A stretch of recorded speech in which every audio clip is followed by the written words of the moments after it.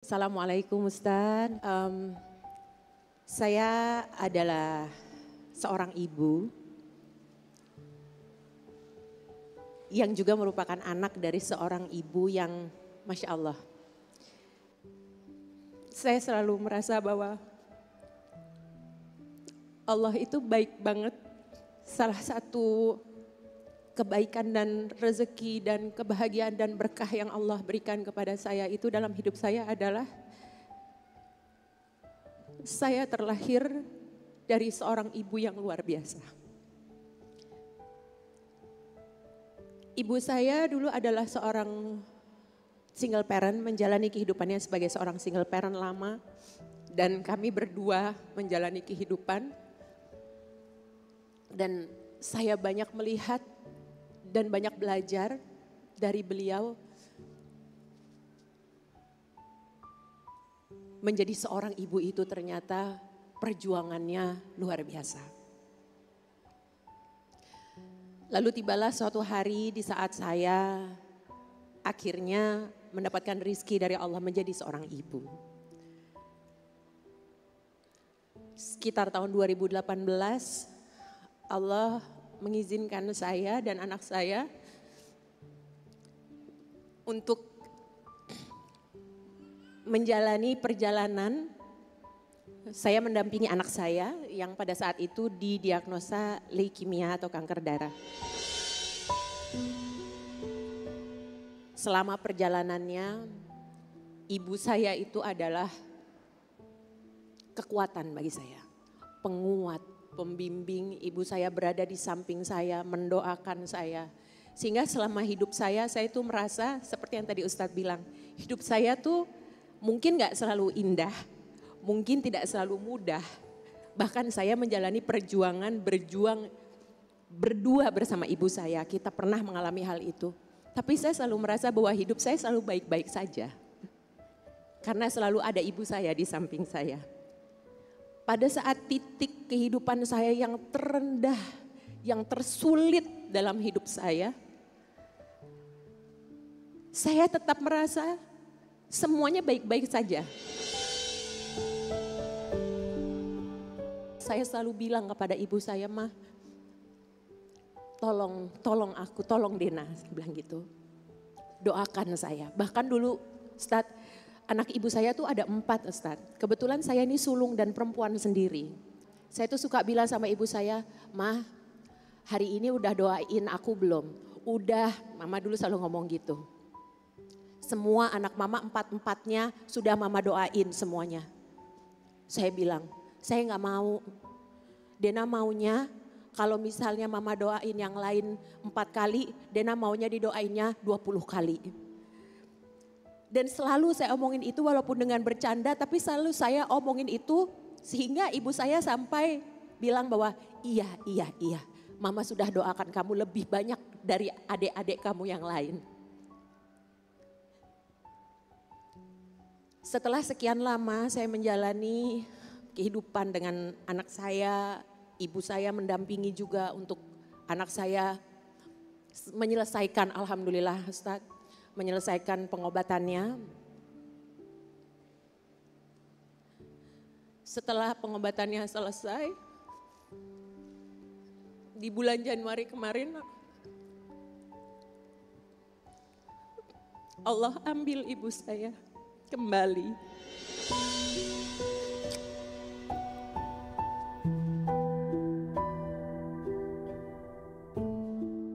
Di satu sisi saya merasa, ya Allah, terima kasih ya. Engkau telah izinkan ibu saya untuk tetap berada bersama saya dan mendampingi saya di saat-saat terberat di hidup saya. Tapi di sisi lain, saya seperti kehilangan setengah nyawa saya, Ustaz. Saya seperti merasa gimana saya harus hadapin hidup saya kalau gak ada ibu saya di samping saya. Saya harus minta didoain siapa? Saya harus nangis ke siapa?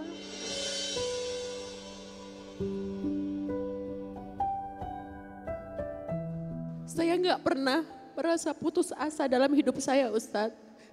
Seberat itu perjalanan yang harus kami jalani dan kami ikhlas, saya ikhlas menjalaninya. Tapi seberat itu perjalanan yang harus saya lewati bersama dengan anak saya tetap merasa saya akan baik-baik saja karena ada ibu saya.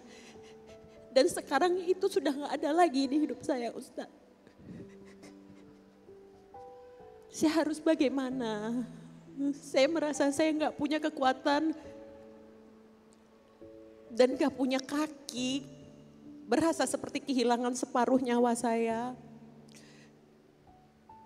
Bagaimana saya harus menjalaninya semua ini ke depannya, Ustadz? Satu itu, dan yang kedua, apakah masih ada, walaupun ibu saya sudah tidak ada lagi di dunia ini, apakah masih ada ibadah atau hal-hal yang bisa saya lakukan sebagai seorang anak, sebagai bentuk bakti dan pengabdian saya untuk ibu saya walaupun beliau sudah tidak bersama lagi di dunia. Itu saja Ustadz dari saya. Terima kasih. Assalamualaikum warahmatullahi wabarakatuh. Waalaikumsalam. Boleh.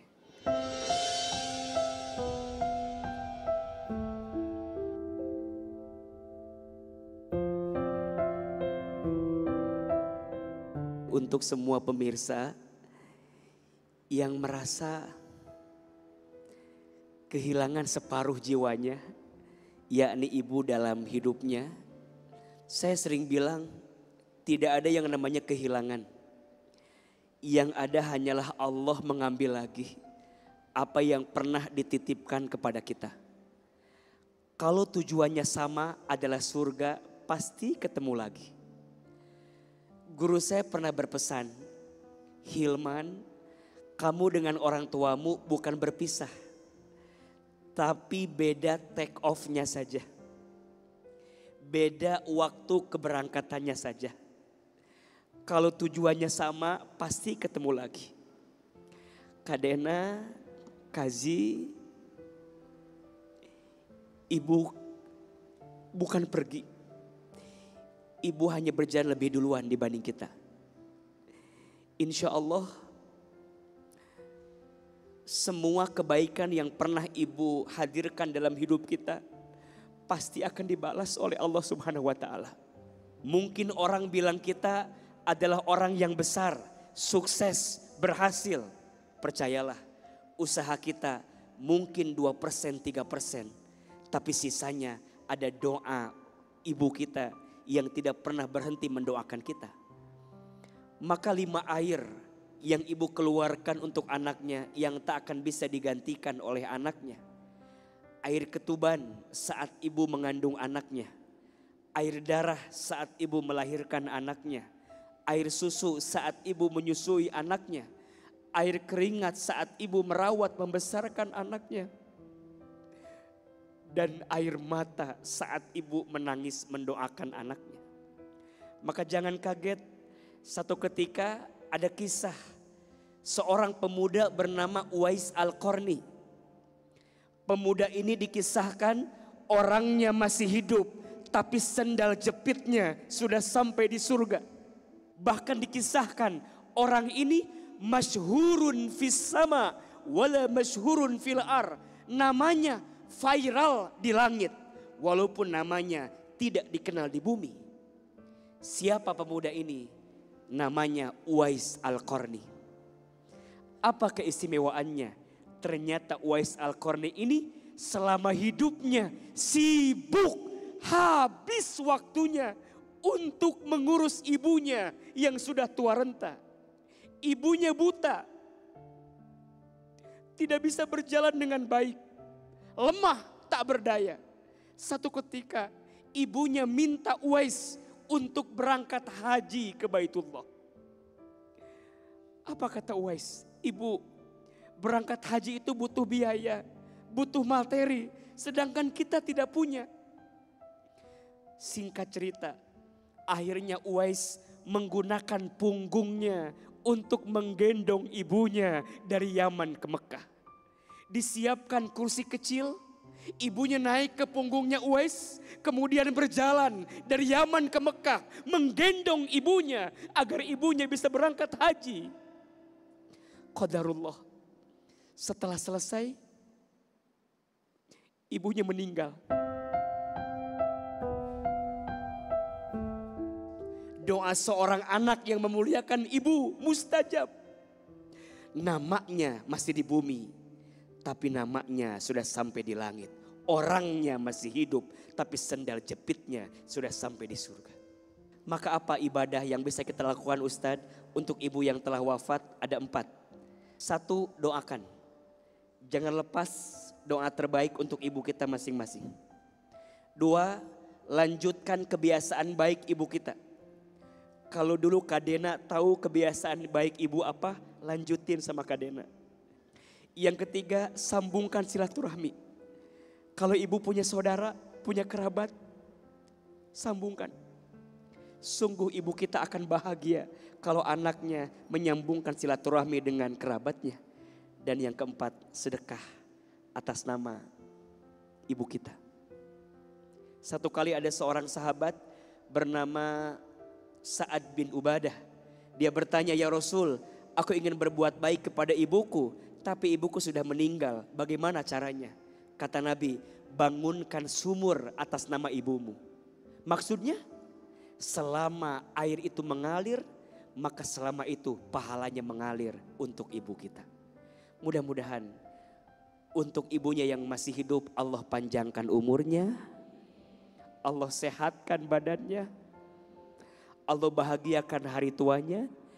Dan untuk ibu kita yang telah wafat, semoga Allah lapangkan alam kuburnya, Allah terima iman Islamnya, Allah ampuni dosa-dosanya, Allah jadikan kuburan ibu kita raudhah min riyadil jannah. Dan semoga kita bisa bertemu lagi dengan ibu kita di surganya. Amin ya rabbal alamin. Saya nggak kuat kayaknya. Saya sedih ngelihat anak saya seperti ini. Saya takut ngelihat anak saya seperti ini. Saya khawatir, saya ibunya. Kau titipkan anak ini kepadaku ya Allah. Dengan segala jalan yang, keadaan situasi yang harus kami jalani sekarang ini. Waktu itu yang beliau sampaikan kepadaku adalah, kalau kamu merasa apa yang Allah tetapkan terjadi di hidup kamu itu berat buat kamu, keluarlah logat Jawanya, nangiso kamu sama Allah. Aku itu beruntung sekali sebagai seorang hamba Allah, beruntung sekali karena Allah itu izinkan aku lahir dari rahimnya Emilia Contessa. Semua kebaikan, semua ilmu yang baik, semua hal yang bermanfaat yang aku dapatkan di dunia ini, aku dapat dari.